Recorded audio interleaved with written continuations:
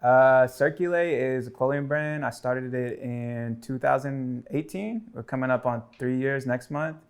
And I chose the name because I thought it was really cool how like clothing circulates, you know what I mean? So like say for example, like the t-shirt you're wearing right now, like you wear it for a couple years and then you dump it off at like Crossroads or Goodwill or Wasteland, and then like the next person picks it up and they're like, oh damn, this is dope. And like, they're wearing it and then they pass it to their cousin or something, and it just kind of keeps circulating around. And I thought it was cool how you can like circulate concepts. So like if you see a Circulate shirt and it might make you feel a certain way, or like, oh yeah, like you could be like, oh yeah, I remember that. Like if it's like a movie flip or things like that. So like it was like another thing to like circulate around. And yeah, that's pretty much what it is. I've been doing it for 2 years now, and it's been going good.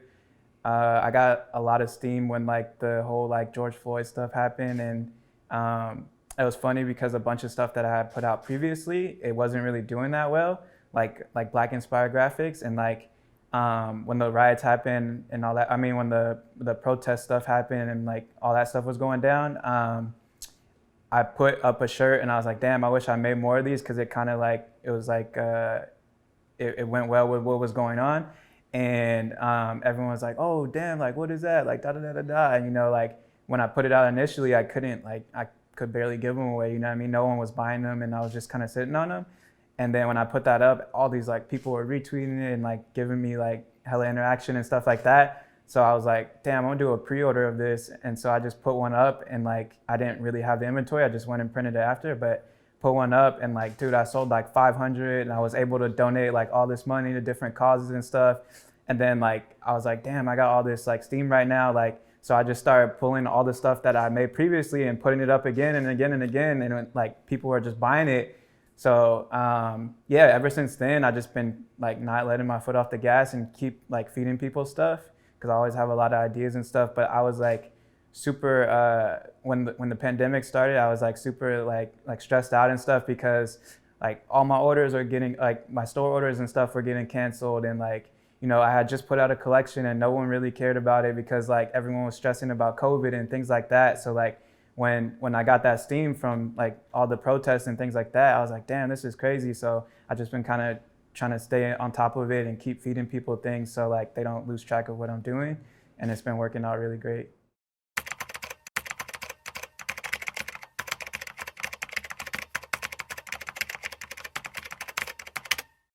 Honestly, think it's awesome, man. Like I come from, so a little background on me. I used to work at Diamond on Fairfax from like I think like 2010 till like 2015 or something.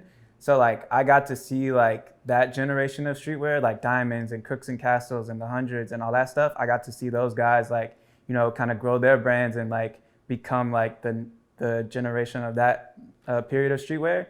And I was like actually directly involved because I worked at the shop and like I grew with the brand. So it was really cool to see that. And then I think we kind of like lost translation of streetwear between like the Virgils and the guys like that, because high-end fashion like came in and everybody's like, oh, I'm all about this, you know what I mean? And streetwear kind of like the essence of streetwear kind of got like left in the dust, I guess you can say. And then like all these kids were like starting these like like I guess you can call them like luxury streetwear brands. You get like the Pleasures and like things like that. And now with this new generation, I feel like all the kids are like, I guess we're not kids, but adults that come from this newer generation. We grew through the past generation of streetwear before like all the high-end stuff. So it's cool to see all these new brands like kind of bringing it back to that and like having a purpose with it. And like I feel like the storytelling between all the newer brands is really great, and like people are connecting with that. And I don't know, I'm just like super happy that it's back to where it was, and like super excited to see where it goes, you know what I mean? I'm from Los Angeles. I grew up in Leimert Park from like when I was a kid to about like sixth grade. And then I'm not sixth grade, like ninth grade, high school. And then my mom was like, yo, we got to get up out of here, because we lived in an apartment for like that whole time being. And I have like a brother and two sisters. And my other family, they lived in Sacramento. So my mom was like, yo, let's move up there. Like we can get a house for like super cheap, and like everyone gets their own room and da da da da da.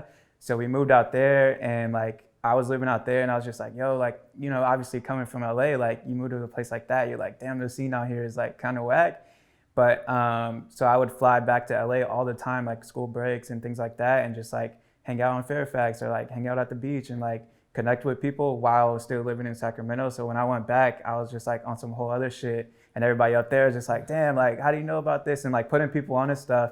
So like as soon as I graduated high school, I was just like, yo, I'm out to LA.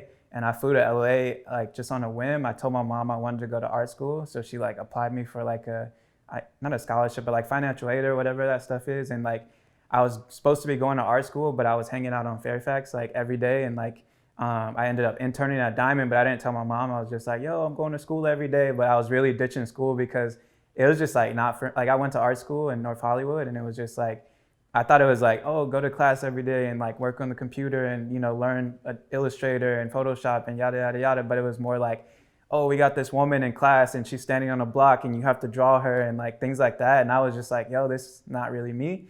So I would just ditch and go hang out on Fairfax. And like, you know, I started interning. I was like, yo, this is the coolest thing ever. I'm learning all this stuff. And like, you know, on the back end, I was teaching myself how to use like all those programs without the school. So like, I finally told my mom like, yo, I'm not really going to school. And like, I ended up getting a job because I ended up working there. She thought it was dope. My mom's always been like really supportive of everything I do. And like, it's kind of crazy because she thinks like I'm famous or something because all the people I know and stuff, but it's just like, yo, I'm regular. But yeah, that's that, yeah.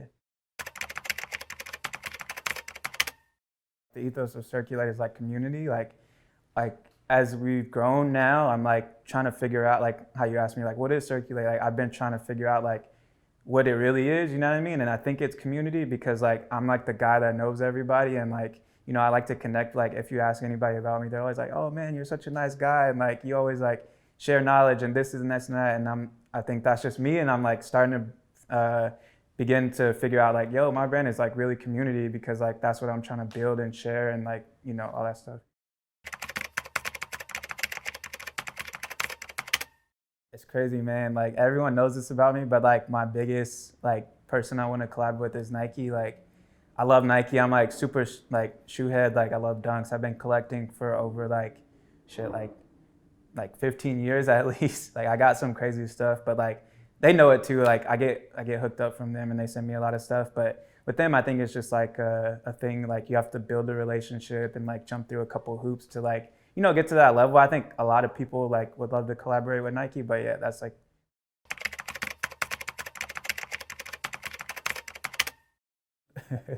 That's funny, man. I'm trying to think of something on the spot.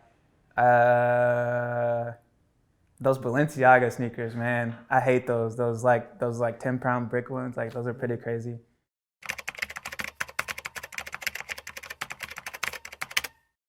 It's crazy because I had another brand previously before this. It was called Above Average. It was more like a segue into Circulate. Like I always think of Above Average as like me learning how to do everything and like, you know, how to properly buy shipping labels and use the right boxes, not use the ones from the post office, and like how to make graphics and like, you know, things like that. And it kind of helped me like transition into what I am now because now I have all the skills. Like I could do production, I could do sales, I could, you know, ship packages. Like I still run my brand by myself. I do everything.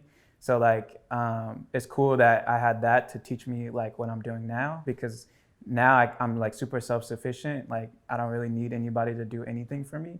But as far as my first order, I'd probably say it's like a family member or something. I can't even remember, man. It's been so long. Just consistency, man. Just staying true to who I am and who the brand is, and just keep going despite of what the situation is. Maybe we didn't sell any shirts, you know what I mean? But I'm still doing what I'm doing regardless of what's happening.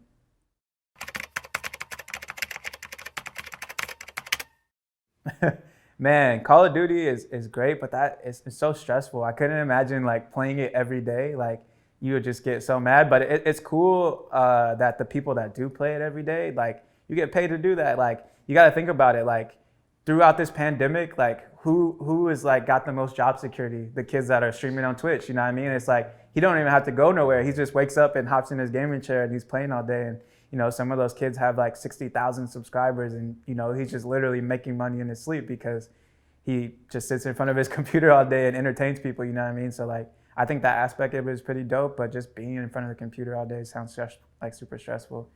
I always think like, when do those guys go outside or like do like real life things? You know what I mean?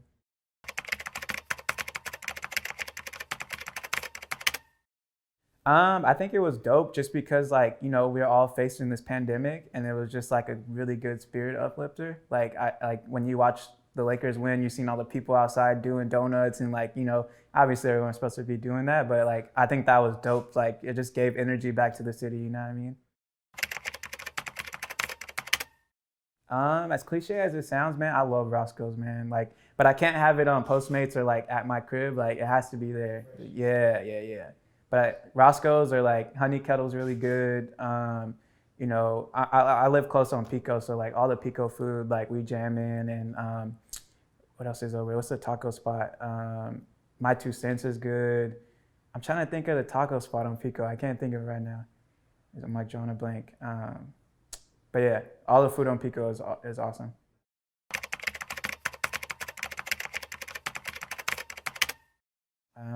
To be honest, I would say don't. It's just too much, man. It's super crowded, and then you get those people that move to LA, and you like see them on social media just talking shit about LA, and it's like, yo, you moved here. We didn't ask you to move here. It's always the people from out of town talking shit about LA. But yeah, I don't know. I would just say like if you're planning on moving here, just you know, don't get caught up in the bullshit and just be prepared to work. Like everyone thinks like it's like the ticket to success. Like you move here and it's just like, oh man, Hollywood, like we're about to be a star, you know what I mean? But it's not that easy. It's like it's expensive to live here for one. Like it's like a lot of people are in the same field as you, so you have to figure out a way to like, you know, shine and you know, work hard for to be with the best in your field, you know what I mean? So like yeah, that's what I'll say.